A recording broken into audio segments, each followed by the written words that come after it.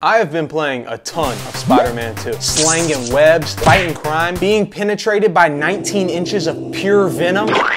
I've done it all, and I'll say it, I've been having a blast. Spider-Man 2 is one of the most fun games I've ever played. I somehow put in 30 hours on day one. I don't know how I did that, but I do know that New York City is a safer place because of it. But it's not all sunshines and rainbows in New York. While I've thoroughly enjoyed slinging and slapping through New York City and fighting crime in Spider-Man 2, I feel that the game a lot of the times falls short on capitalizing on its best mechanics within its missions.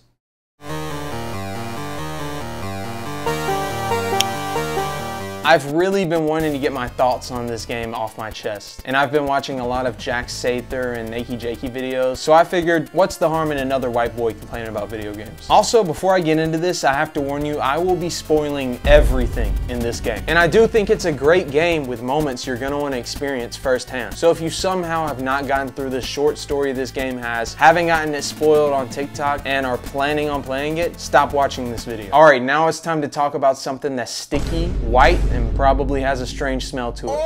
Webs. Hey, this is a Spider-Man game, so obviously a big part of it is slinging on webs, baby. And I'm not only gonna say that this game nails it, I'm also gonna say that it does it way better than the previous two Spider-Man games because it doesn't have to run on a PS4 Slim. You can swing at insane speeds. You also have your web wings, which I think is an amazing addition. I've seen a lot of people complain saying, oh, the wings don't feel Spider-Man-y enough. And to that I respond, shut up, nerd, go read a book. I've seen Tom Holland doing enough in his movies to where I'm fine with it. And regardless of it being in movies, I feel like it just makes the web swinging experience so much better. It's seamless. It fits right in there. It doesn't feel unnatural, and it doesn't make it too easy. Also, to get to these insane speeds, you have to pay a lot more attention to your momentum, which I think is great because it adds a whole nother level of thought and skill to getting to these crazy speeds. It makes web swinging way more fun. This is the most fun I've had with traversal in any game I've ever played, ever. Remember that though. When it comes to combat, it's basically the same as the other Spider-Man games, but I can't complain because the combat in those games is pretty fun. It's easy, but it's fun. Besides the parry, I was really excited for the parry when it got announced, but it's kind of annoying because you have to be standing on the ground to parry, and since you're Spider-Man and swinging around, you're never really on the ground to parry, so it doesn't really work that well. But that's a small complaint because the parry only attacks are like really rare, so it doesn't ruin anything. It feels amazing to destroy a group of goons as Spider-Man in this game. Speaking of combat, they did not play around with these boss fights. Sandman, banger. Lizard, banger. Kraven, banger. Peter versus Miles, banger. Venom versus Kraven, banger. Peter versus MJ, banger. Miles and Peter versus Venom, banger. Okay, well actually I have one gripe.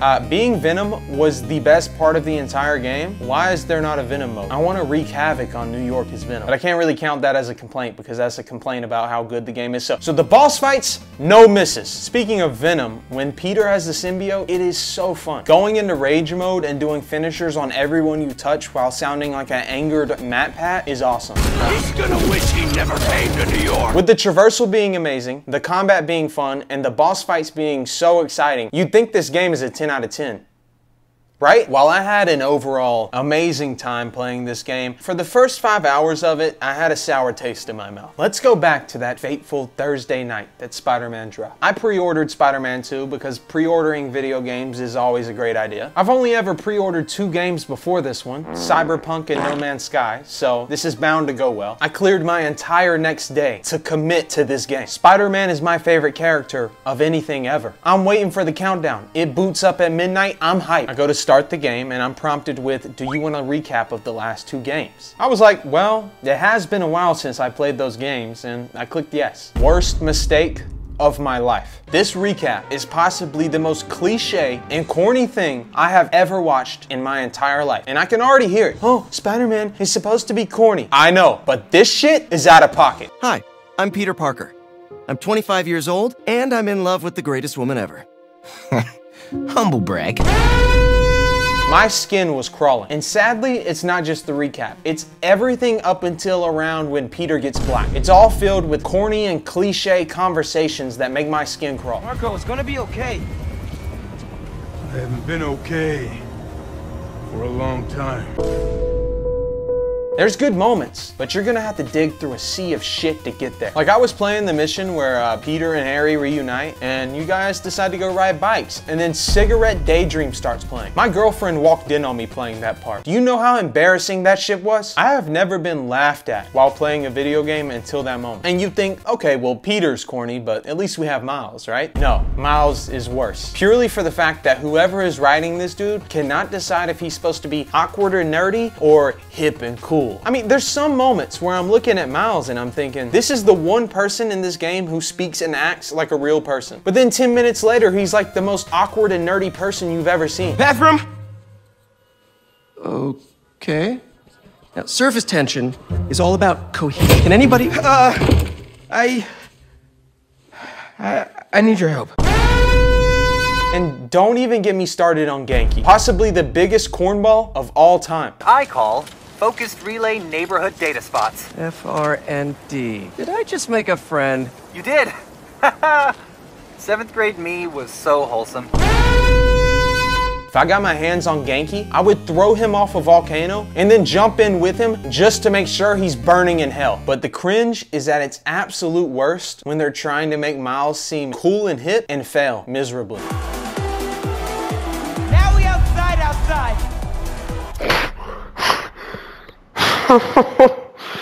Oh my. When Miles and his uncle talk on the phone, it is possibly the most cringe dialogue you will ever hear. It's always something like, yo, Unc, it's me, Miles. Yo, Neff, it's me, Unc. I need you to find those Prowler stashes because I only trust them with the fam. Yo, chill, Unc. On God, I'll find those stashes. Hey, Unc. Yo, looks like you found my stash out in Hunter's Point. Unc hid a stash here. Later, Unc. Stay safe, Unc. Trust me, nephew, you don't want the smoke. Unc. It's right by where I met up with Unc. Hope Unc starts making music again.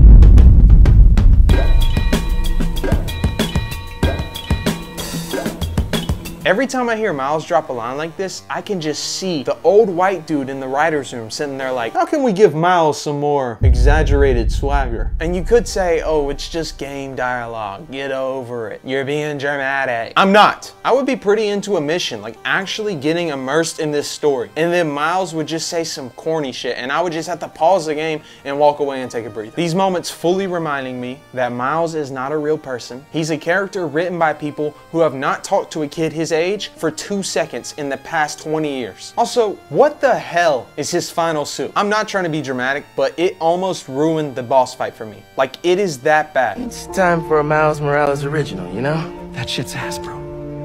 You were forced to fight the final boss fight of this game while Miles, a main character, was wearing the goofiest shit I have ever seen in my life. Why is his hair out? If Miles showed up to a real American high school wearing that shit, he's not leaving alive. Another huge issue in this game is the absolutely insane amount of non-Spider-Man missions. Basically any mission where you are not in the Spider-Man suit, delete it. Some people would say you need these non-Spider-Man suit missions to have character development, which is a fair point. You know what's also a fair point? Put it in a cutscene. I'd much rather watch a 3-minute cutscene of Peter and MJ talking than spending 15 minutes trying to find the right prompts to properly clean the house. Yes, one of the first missions you have to do in this game is tidy the house in a damn Spider-Man game. And they don't just happen here and there. They're like 30% of the missions you play before Peter gets black. Like there are so many. Tidy the apartment, ride bikes with Harry, walk around the lab, pilot a drone and execute holographic wasps, sit on a bench at the fair and get stuck there and have to restart the game because you can't stand up, play games at the fair, play Guitar Hero as Miles, ride a bike for an EMF experiment, sneak around as MJ. Okay, I'm not gonna lie, I really enjoyed these ones because they gave MJ a Glock and she turned into John Wick.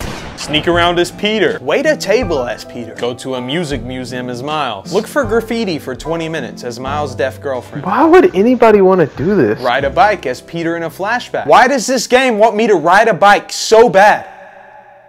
Before we go any further, I have to mention that there's a lot of glitches in this game. Like a lot. My game crashed a good amount of times. And I also had to quit out of the game a lot to get unstuck from things like benches at the fair. But I honestly don't care that much. I felt like I had to mention them because I see that, like, this is the biggest complaint about this game. The glitches are not that bad. They're definitely there. They're definitely noticeable, but they don't ruin it. One time Miles just turned into a cube for a while for me. and he would just like pull up and fight crime with me. I thought that was pretty funny. I liked that a lot. Glitches. Spider-Man 2 has a lot of them. I don't really care. Just had to let you know. So in Spider-Man 2, it's no surprise that puzzles are very common. After all, this game is about a super genius who can 3D print a drone from his hands. You still got that 3D printer built into your web shooters, right? So you'd think, hey, puzzles could be fun here. The puzzles in this game are horrid. I don't even think you could call it a puzzle. There's 3 main puzzles I've come across this game after 100%ing it. The first puzzle, I think, is called like the molecule puzzle. And then there's like compound puzzles, I think they're called, and the prowler stashes. We'll start with the molecule puzzle. This is a stupid little mini game a 2-year-old could solve. I don't really mind them that much, but then at the same time, I don't understand why they're even here other than just like to fill time, which is a question in itself, because why do you need to fill time in a video game? The same goes for compound puzzles.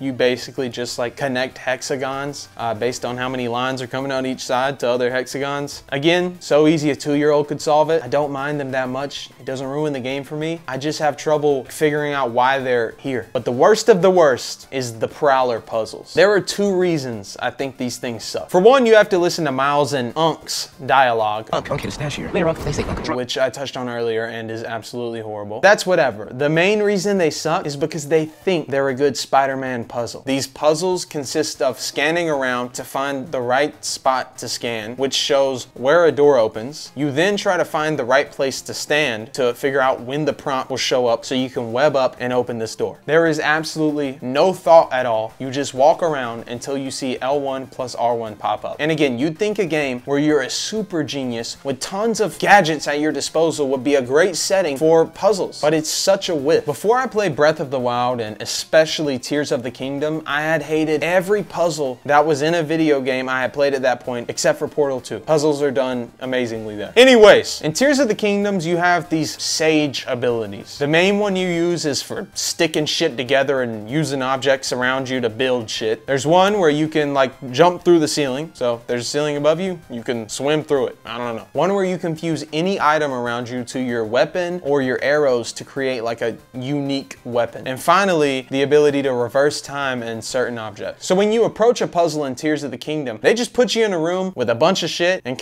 you have an idea of what you're supposed to do, but you just use that shit and figure it out. On most of these puzzles, you and the next person will find completely different ways to solve these puzzles because there's just so much possibilities with all the tools you have at your disposal. And it made you feel smart because you found a unique way to solve a puzzle that worked best for you that maybe wasn't the correct intended way to solve this puzzle. And sometimes you could basically like cheat the puzzles, which made you feel like an absolute genius. I would go into these shrines to do puzzles with the sole intent of doing them wrong, even if it made me take longer than doing them like the intended way. I'd go into one and they'd have a cart with tracks over a gap, and it'd want me to, you know, put the cart on the tracks and stand in the cart and go over the gap. But I'd be like, nah, and I'd use my ultra hand and grab the cart and lift it over my head, and then I would run under it, and then, you know, use my little jump through the ceiling ability, get on top of the cart, and, you know, time's frozen when you use this ability. So then you're on top of the cart, time unfreezes, you jump off of it, grab your parachute,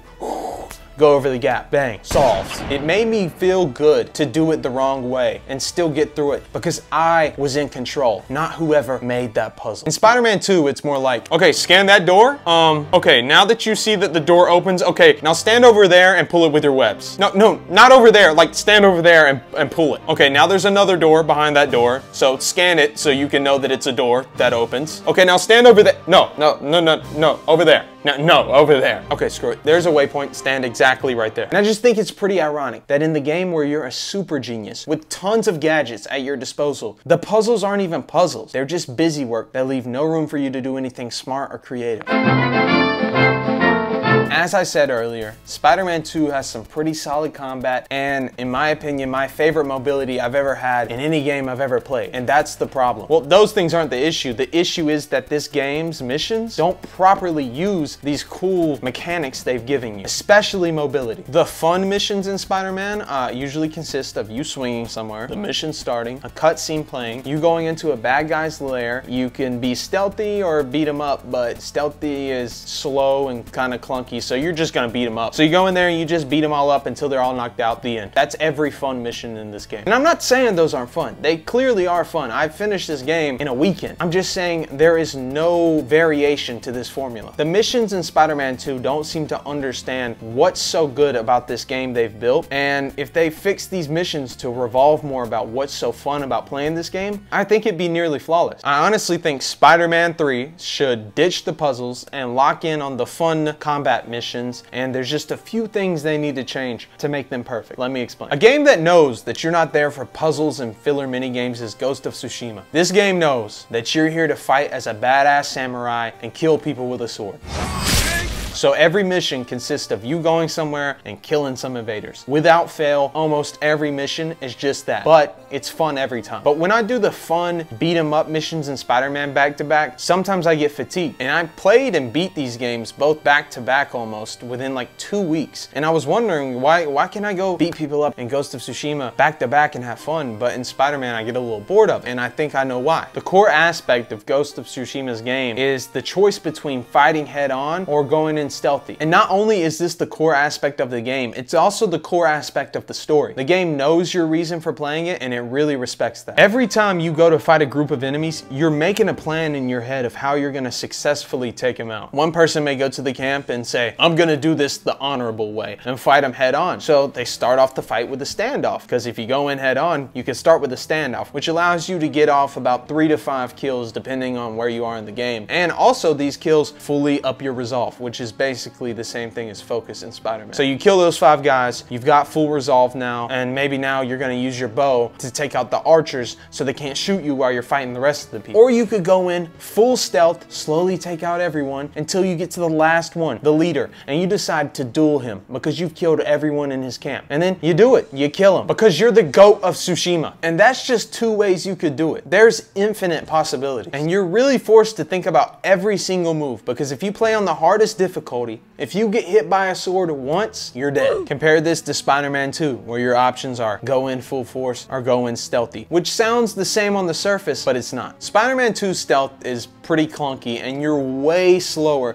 compared to the rest of the pace of this game. And it's basically impossible to distract and split up enemies since you always fight in these big open areas. And you can pretty easily destroy like an army of people, even on the hardest difficulty in this game, and pretty fast. And with stealth being so much slower and clunkier and even harder than just going in full force, there's no point to ever use stealth other than the mission forcing you to be stealthy, or you're just doing it for the love of the game. So you're left with one option: fight them loud and proud. Now in combat, you have abilities and gadgets. Abilities are usually for blunt force trauma, and the gadgets in this game are just to throw the enemies in the air for a couple of seconds. Basically what I'm saying is the gadgets are useless compared to abilities, which is a step down from the last game, because you could actually like effectively use gadgets to web people to walls and floors to like take them out. The gadgets in this game, they'll web people up, but not to a wall or anything, so they'll just be webbed up for a second, they'll break out. Gadgets are useless. So in every mission with combat, your only efficient option is to beat everyone until they're knocked out, which gets a little repetitive. And we haven't even mentioned the mechanic that none of these missions allow you to do, even though it is the most fun mechanic in this game: web swinging. The best you're gonna get is swinging into a mission before it starts. There's really nothing that tests your skill at swinging webs. Not a time trial, not a mission where you're being chased, nothing. Again, I think Spider-Man 2 is an amazing game with a few confusing problems that I think could easily be fixed. So here's Andy's perfect Spider-Man 3 game. In this game, there are no missions where you play as Peter or Miles. You're Spider-Man 100% of the time. All the civilian stuff can stay in the cutscenes. If you care about it, watch it. If you don't, skip it. You can be Spider-Man again. I'd rather watch Peter and Harry ride bikes than do it myself. We're also gonna delete puzzles. While I do think Spider-Man doing puzzles is a great idea, this game is just not even close to making a fun one yet, so we're just gonna cut it. Every mission's main beat will be taking out bad guys, but this time it'll be different. The first thing we're gonna do is bump up enemy damage, so your first reaction is not always to jump in head first. We're gonna make stealth a lot easier and faster by making getting around on the roofs faster and using the web lines faster, and also making it way easier to distract enemies by not having to web a specific object, but just being able to web anywhere on the floor and it showing and lighting up which enemies are going to be distracted by that sound, so you can more efficiently split up enemies. We're gonna buff buffed the web gadgets, so when you fight, you can choose between using web gadgets and abilities, but we're gonna link the web gadgets and abilities so you can't just spam both of them. So when you get into a combat situation, depending on the enemies, you're gonna have to choose. Is blunt force trauma the correct route here, or is webbing them to the wall